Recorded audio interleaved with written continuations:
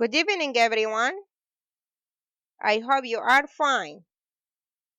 In our lecture today, we will discuss chapters 17 to 18 in Wuthering Heights, a novel by Emily Bronte. Well, regarding to chapter 17, in this chapter of Wuthering Heights by Emily Bronte, we will discuss the summary of the chapter that includes Isabella's escape and Linton's birth, Hindley's death and Heathcliff's seizure of Wuthering Heights, along with the commentary of the chapter that contains Heathcliff's anger and the death of Hindley, Heathcliff's intentions towards Linton and Harrington, Heathcliff's revenge through Harrington, and the end of the first generation. Regarding to the characters of chapter 17, the main characters are Isabella, Edgar, Hindley, Heathcliff, Nellie, Linton, and Catherine by name. Setting, places, Wuthering Heights, Thrushcross Grange, and London. Time, years before 1801. Moving on to the summary of chapter 17. In reality, the summary of chapter 17 includes two important points. The first point is about Isabella's escape and Linton's birth. So quite unexpectedly, Isabella arrives at the Grange in a state of physical disarray. She knows better than to think Edgar will allow her to stay, so she is not seeking refuge, just assistance. She tells Nellie that Hundley stayed so far to attend his sister's funeral, but lost his courage and started drinking the morning of the service. However, when Heathcliff returns to Wuthering Heights from keeping vigil at Catherine's grave, Hundley locks him out of the house and tells Isabella that he is going to kill Heathcliff. On her part, Isabella tells Heathcliff of Hindley's intentions but does not allow him entrance to the house. Heathcliff, on his part, bursts into the house through a window and ends up beating Hindley. The next morning, Isabella accuses Heathcliff of being responsible for everyone's misery and tells Hindley how Heathcliff beat him. Heathcliff and Hindley begin fighting again as Isabella makes her escape. After telling her story to Nellie, she leaves for London. She ends up giving birth to a son, Linton, and Edgar, and she begin corresponding, though he withdraws from society. 13 years later, Isabella dies.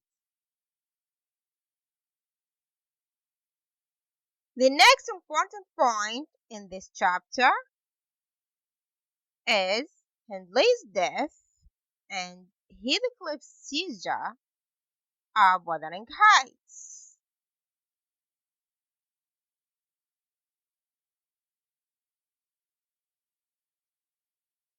So Hindley dies 6 months after Catherine's death, and Nellie returns to Wuthering Heights to check on both funeral arrangements and Harrington. Nellie, on the other side, finds out that Hindley was deep in debt and that Heathcliff held the mortgage. Heathcliff refuses to allow Harrington to go with Nellie, threatening to take possession of Linton. Moving on to the commentary of chapter 17. Actually, here we have three important points in the commentary of chapter 17. The first point is about Heathcliff's anger and the death of Hindley. So, in contrast to the previous chapter, all sympathy that readers gained for Heathcliff is lost when Heathcliff beats Hindley. During the beating, Hindley is the victim of his own past sins, and Heathcliff's displaced anger and aggression about Catherine's death. Soon after Catherine's death, Hindley dies too. The details are not exactly revealed, but Heathcliff claims that Hindley spent the night in drinking himself to death deliberately. So suicide is more probable than murder because Heathcliff had the chance to kill Hindley before, but never did so. On the other side, another important point in chapter 17 is Heathcliff's intentions towards Linton and Harrington. So here we have Heathcliff's revenge is going on. So Heathcliff has rough intentions with both Linton and Harrington. He refers to his own son as it. Now, even affording Linton the level of respect of a person. For him, Linton is a property represented by Thrushcross Grange. On the other side,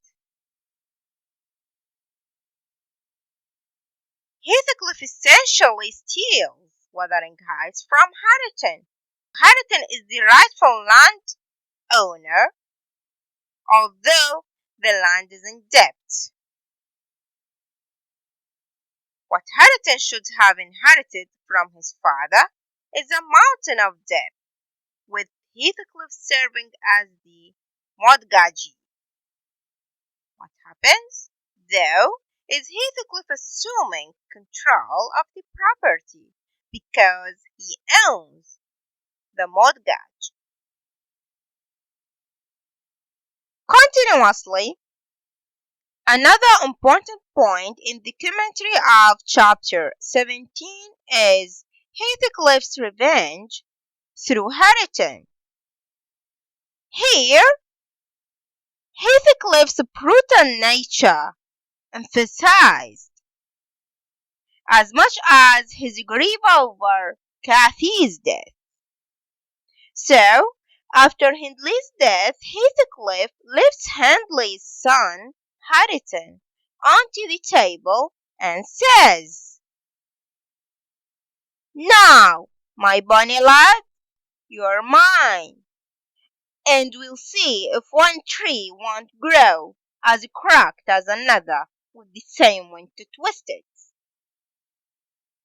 As a matter of fact, these are so significant words. Heathcliff here means that he will bring up Harrington under the same conditions in which he himself had grown up.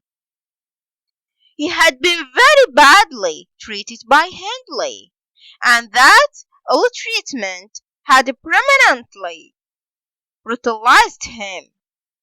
Now it is Heathcliff's turn to mistreat Harrington, Edgar's son. He would bring up Hindley's son, Harrington, in such a way that Harrington is also permanently brutalized. Now, the last important point in the commentary of chapter 17, I call it the end of the first generation. So the first half of the novel represented by the first generation, Hindley, Catherine, Edgar, Isabella, and Heathcliff.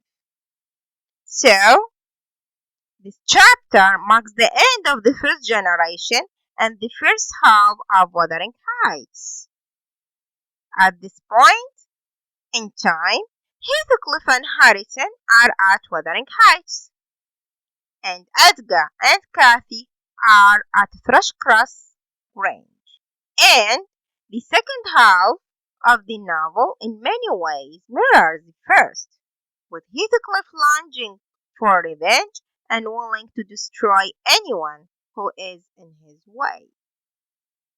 So the second half of Wuthering Heights actually mirrors the first. And later we will know how come.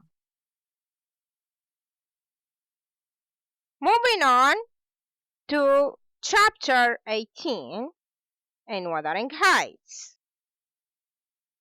In this chapter of Wuthering Heights by Emily Bronte, we will discuss the summary of the chapter that contains the young Cathy and Harrington on one hand. On the other hand, we will discuss the commentary of chapter 18 that includes Nelly's narration and Cathy's visit to Wuthering Heights. On the other side, the main characters in chapter 18 are Edgar, Isabella, Cathy, Harrington, Linton, a servant, and Nelly. Setting: places: Wuthering Heights, Thrushcross Grange, and the fairy cave at Penistone Crags. Time: before 1801. Okay, now regarding to the summary of chapter.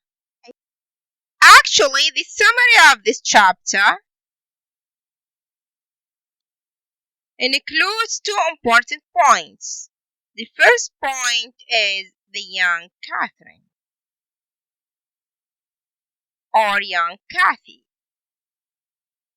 So young Cathy, Spartan feature of both parents, grows up at the Grange, unaware of Wuthering Heights and the people who live there. For 13 years, Edgar never allows her to leave the grounds by herself. Being an inquisitive girl, when she hears of the fairy cave at Penistone Crags, she begs her father to take her there. But the road passes by Wuthering Heights, and he is not willing to travel there.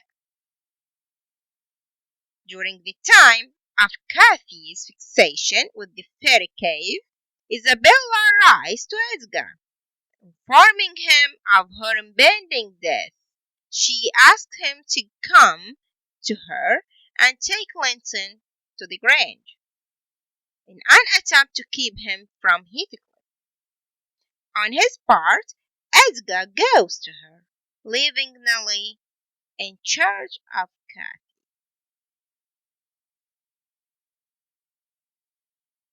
The second important point in chapter 18 is Cathy and Harrington.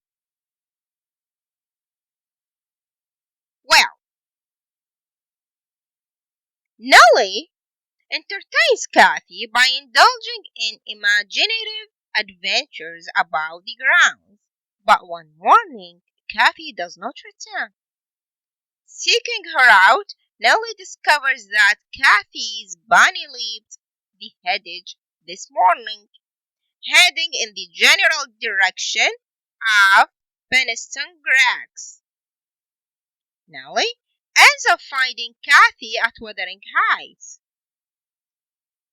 On her part, Kathy was riding toward the cave when Harrington's dogs and hers ended up getting intertwined.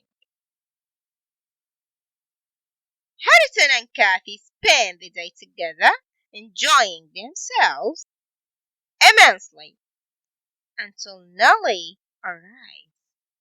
Nellie insists on getting Kathy home immediately, but she is too interested in Harrington. Her interest, however, vanishes as soon as she finds out that Harrington is not the son of the master of Wuthering Heights. And this is so important because it reflects her mother's behaviors. She immediately assumes he is a servant, and this enrages her. Nevertheless, a servant reveals that Harrington is Kathy's cousin. Kathy, in turn, reveals that her father is off to London to fetch her cousin. Both pieces of news upset Nellie. She and Kathy decide not to tell Edgar of Kathy's visit because neither wants Nellie to lose her position at the Grange. Now, after giving a brief summary to chapter 18, we will move on to the commentary of the chapter. The commentary of chapter 18 includes two important points. The first point is Nellie's narration. Nellie actually starts the second half of her narrative focusing on her own self-preservation. She uses guilt to get Kathy to agree to keep the visit to Wuthering Heights a secret, rather than to admit to Edgar what had happened.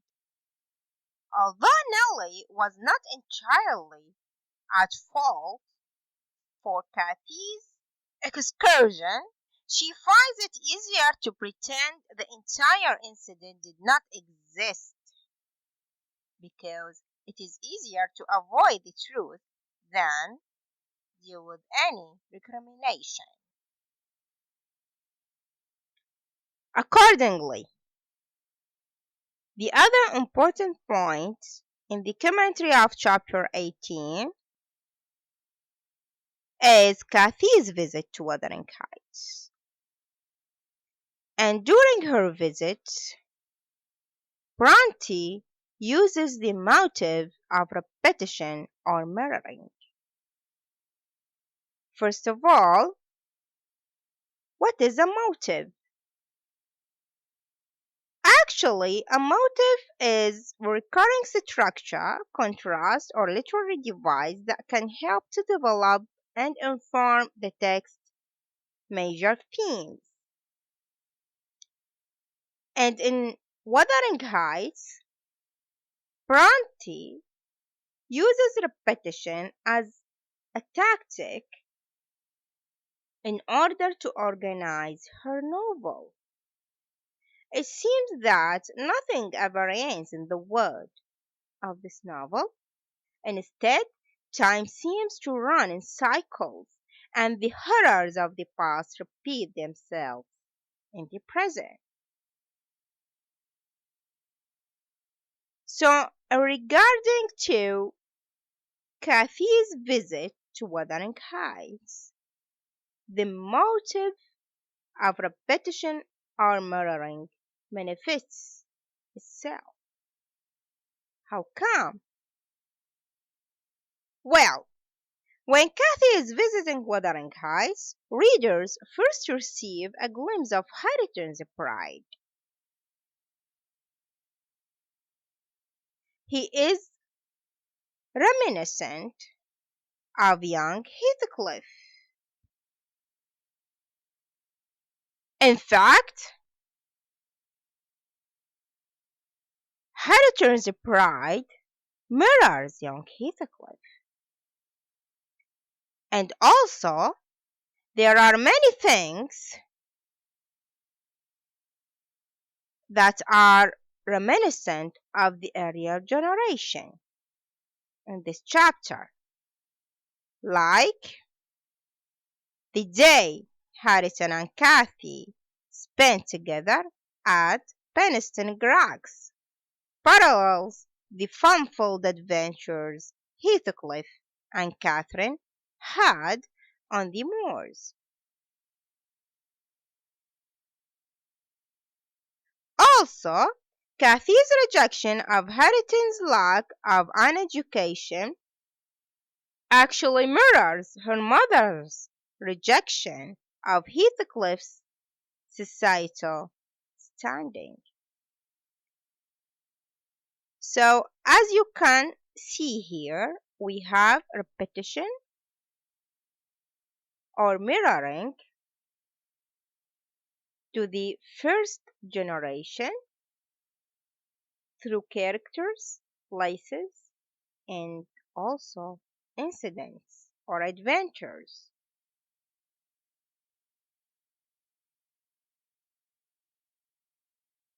That was the end of our lecture today. For further reading, please refer to these references. Next lecture, I will discuss chapters 19 to 20 in Wuthering Heights. Thank you very much for your time and good luck.